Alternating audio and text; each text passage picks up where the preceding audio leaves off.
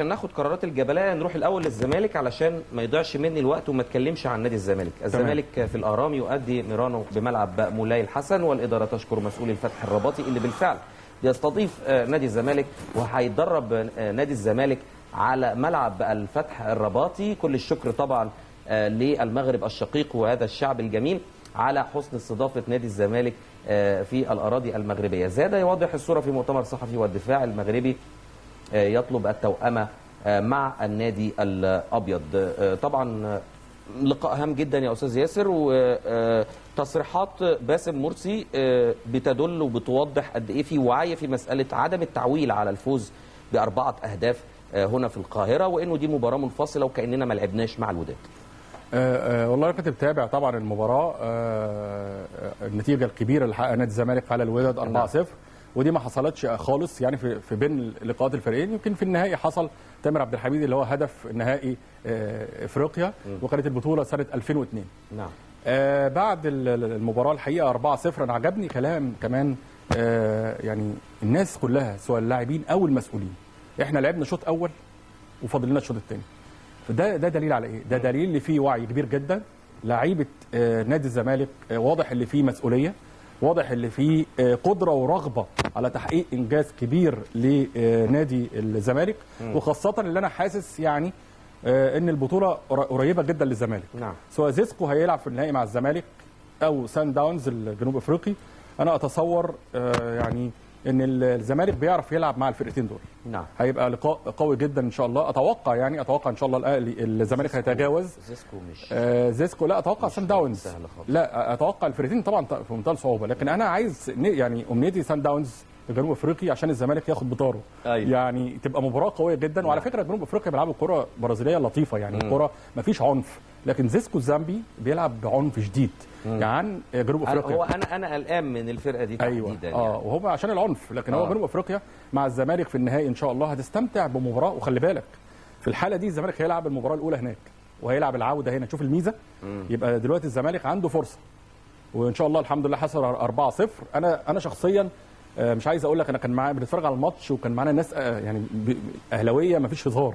أيوة. ما فيش حمى زي ما بنقول كده بالبلدي، والله العظيم كل ما يجي جول للزمالك يتنططوا وفرحانين جدا، ومصر ما عدا دي الناس المتعصبين لا في بعض لا ما اعرفهمش. لا بالزبط. الناس المتعصبه دي يا استاذ محمد المفروض ملهاش مكان معانا خالص اساسي. التعصب لا للتعصب. يعني انا عايز اقول لك مبهدليني على الفيس. لا ده غلط. يعني انا روما بيلعب مثلا عشان محمد صلاح جايب ظابط على روما عامل الجدول. هل سيتي بيلعب مع ستوك جايب الماتش. يعني المصريين بره، لان انا بتابع الدوريات الاوروبيه اكتر من المصري بكتير في كل حاجه. حتى البرامج المصريه ما بتفرجش غير البرنامج اللي انا طالع فيه، غير كده ما بتابعش قوي يعني. لكن دايما ببقى عندي حميه وعندي اصرار اللي انا اشوف كل المباريات اللي بيلعب فيها لعيبه مصريين، لان انت لازم تشجع الزمالك بيلعب باسم مصر، اشجع الاسماعيلي لانه بيلعب باسم مصر في بطوله افريقيا، اشجع الاهلي لانه بيلعب. الموضوع مش اهلي وزمالك. اللي بيشجع بالشكل ده يبقى معلش سامحني اقول اكسبريشن، هو مختل عقليا.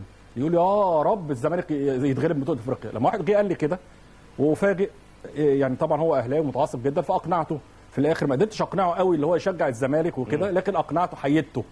قلت له، قال لي طب اي حد بقى يفوز انا معاه، لكن في النهايه الزمالك بيمثل مصر، ما بيمثلش نفسه. وعايزين نشوف الزمالك في كاس العالم للانديه ان شاء الله. ان شاء الله ينافس. طب هقول لك بقى حاجه. اول فريق وصل لكاس العالم للانديه حضرتك عارف الزمالك. اول فريق بعد 2002 بعد ما فاز ببطوله افريقيا على الوداد، اول فريق هو الزمالك وصل. لكن الحظ بقى البطوله اتلغت لعدم وجود دعم مادي. بالظبط. والاهلي اول فريق مصري على ارض الواقع هو اللي شارك. اهلي او زمالك مش عايز اخش في الخريطه اهلي وزمالك، لكن ان شاء الله الزمالك هيمثل مصر في بطوله العالم للانديه. وكمان فرصته كمان كويسه لو وصل، لان هيلاعب اوكلاند الفايز من اوكلاند سيتي، وهتبقى المباراه بالنسبه له كمان سهله باذن الله. طيب، خزينة الجبلية من الوفد تتحمل تكاليف طائرة المنتخب الخاصة إلى الكونغو. كوبر يرفع معنويات رمضان وناجي وإكرامي على أبواب العودة. هنا بنشوف إنه لأن ده هربطه بقرارات الجبلية. طبعا عندنا تكليف حازم الهواري رئيسا لبعثة المنتخب الأول في الكونغو، واختياره جاء حسب الأقدمية. طيب، مسألة تحمل خزينة الجبلية مش الشركة الراعية.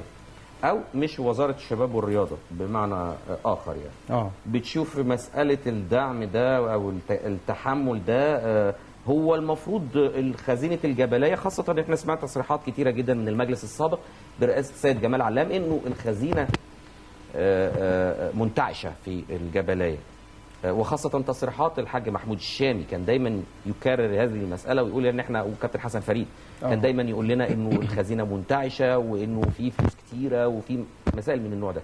فانت شايف مساله الخزينه الجبليه دي تتحمل ولا طرف اخر يتحمل؟ لا هو طبعا يعني انا مش عايز اقول عيب ان فريق زي منتخب مصر بعد ما وصلنا كاس الامم الافريقيه نقول ان احنا مش لاقيين فلوس نروح بطياره او اللي احنا نصرف على النشاط. قلت قبل كده اللي احنا عن طريق يعني سبونسر شركه راعيه كبيره جدا يتم اتفاق معاها اللي هي تعمل 3-4 مباريات في السنه ويخصص دخلها لتنميه موارد او زياده موارد اتحاد الكوره. الموضوع مش صعب، الموضوع عايز بس ناس فاهمه. اتخيل هنا ابو ريده في دماغه الموضوع ده، يعني هنا ابو ريده مع ثروت سويلم مع الناس اللي مع مجدي عبد الغني صاحب الضربه الشهيره ضربه الجزاء، اعتقد ان هم كل دول هيقدروا اللي هم يوصلونا للحل ده.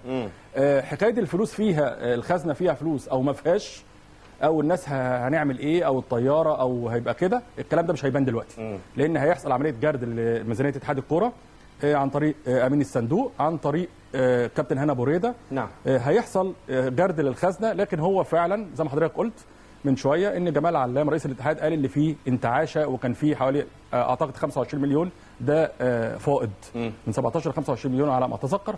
ده كله هيبان خلال ساعات، عايز اقول من خلال الجرد ومعرفه المصاريف والنسريات. انا عايز اخش بعد كده لو هنخش في القرارات. لا بس انا طيب. في نقطه مهمه، مسألة الشركة الراعية يعني مدى مسؤوليتها ايه في مسائل زي دي؟ يعني برضو انت حضرتك بتقول ان انا لما بجيب شركات راعية اصلا في الاساس طبعًا بتنعش. طبعا هنا واضح انه الاتحاد هو اللي بيتحمل.